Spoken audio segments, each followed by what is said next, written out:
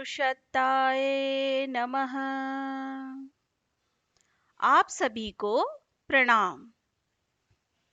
ऋषि युग्म का परिचय की आज की श्रृंखला में हम सुनेंगे गायत्री परिवार की विस्तार प्रक्रिया। विशेष समय पर विशेष प्रयोग परम पूज्य गुरुदेव ने दैवी सत्ता के निर्देशन पर किए। सूर्य का प्राण सविता शक्ति को आत्मसात कर महान उद्देश्य की पूर्ति के लिए सन 1957 गायत्री जयंती से अपने मार्गदर्शन में लगभग 1 लाख व्रतधारी धर्म सेवकों को राष्ट्र निर्माण में जुटाया, जिन्होंने गायत्री उपासना में रत रहकर 52 दिन का उपवास, ब्रह्मचर्य, भूमि शयन आदि कठोर साधनाएं भी की। इस सामूहिक साधना की पूर्णाहुति 1000 कुंडों की यज्ञशालाओं में कार्तिक शुदी 12 से पूर्णिमा तक 4 दिन में संपन्न हुई। 23 से 26 नवंबर सन 1958, जिसमें लाखों याज्ञिकों के द्वारा आहुतियां दी गईं। इस महापुरस्चरण की पूर्णाहुति में निर्धारित जप करना था। देश भर के गायत्री उपासकों को बुलाया गया, जिन्होंने समस्त विधि विधानों को पूरा कर गायत्री उपासना संपन्न की। ज्ञान वृद्ध, आयु वृद्ध, लोक सेवी, पुण्यात्मा संत पुरुषों के पते भी मांगे गए। पता लगाकर ऐसे सभी संत पुरुष मथुरा में सन 1958 में सहस्रकुंडी यज्ञ में आमंत्रित किए गए। प्रसन्नता की बात थी कि उनमें से एक भी अनुपस्थित नहीं रहा। 5 दिन तक निवास, भोजन, यज्ञ आदि का निःशुल्क प्रबंध रहा। विशाल यज्ञशाला, प्रवचन, मंत्र, रोशनी, पानी, सफाई आदि का सुनियोजित प्रबंध था। मथुरा वृंदावन मार्ग पर 7 मील के घेरे में 7 नगर बसाए गए। सारा कार्य निर्विघ्न पूरा हुआ। लाखों का खर्च हुआ, पर उसकी पूर्ति बिना किसी के आगे पल्ला पसारे ही होती रही। उसकी कुछ रहस्यमयी विशेषताएं ऐसी थीं, जिनके संबंध में सही बात कदाचित ही किसी को मालूम हो। 1 लाख नैष्ठिक गायत्री उपासक देश के कोने कोने में से आमंत्रित किए गए।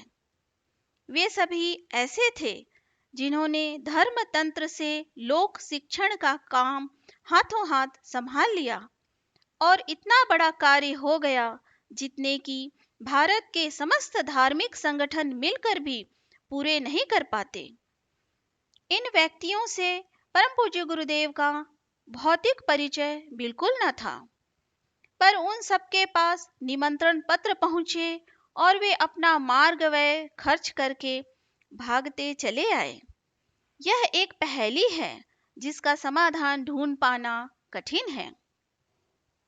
दर्शकों की संख्या मिलाकर 10 लाख तक प्रतिदिन पहुंचती रही।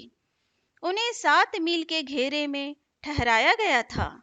किसी को भूखा नहीं जाने दिया गया। किसी से भोजन का मूल्य नहीं मांगा गया। खाद्य सामग्री मुट्ठी भर थी, इतनी जो एक बार में 20,000 के लिए भी पर्याप्त न होती, पर भंडार अक्षय हो गया। 5 दिन के आयोजन में प्रायः 5 लाख से अधिक लोगों ने खाना खाया। पीछे खाद्य सामग्री बच गई, जो उपयुक्त व्यक्तियों को बिना मूल्य बांटी गई। व्यवस्था ऐसी अद्भुत रही जैसी हजारों कर्मचारी, नौकर रखने पर भी नहीं कर सकते थे। इतना विशाल यज्ञ महाभारत के उपरांत दूसरा नहीं हुआ। उस महान ऐतिहासिक यज्ञ के बाद लगभग 6000 गायत्री परिवार शाखाओं का गठन हुआ।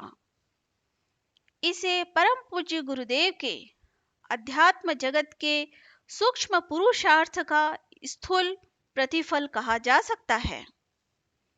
संगठन का अधिकाधिक भार वंदनिया माताजी पर ही था। सन 1959 में पत्रिका के संपादन का कार्य सौंपकर सन 1961 तक के लिए परम पूज्य गुरुदेव हिमालय चले गए, जहां गुरु सत्ता से मार्गदर्शन लेना था।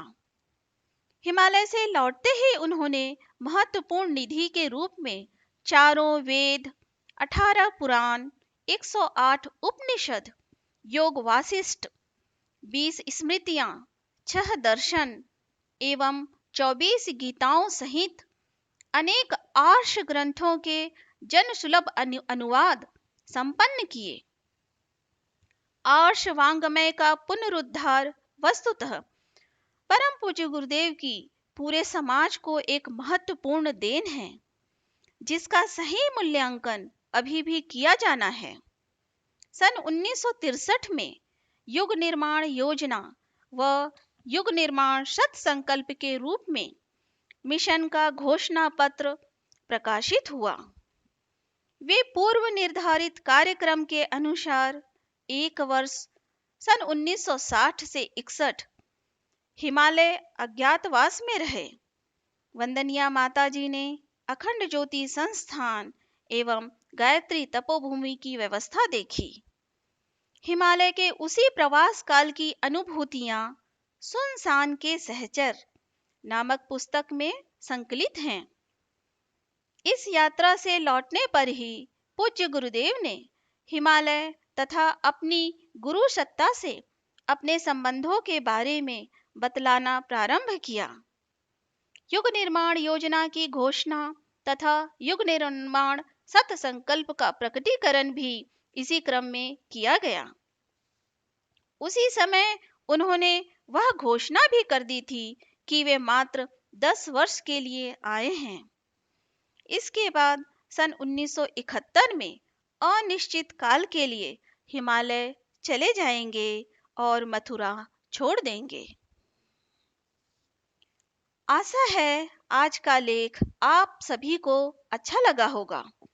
अगली कड़ी में हम सुनेंगे वंदनिया माताजी की महानता। अगर आपको ये लेख पसंद आया हो तो अपने सभी परिजनों को शेयर करें ताकि वो भी इसका लाभ उठा सके। ओम शांति।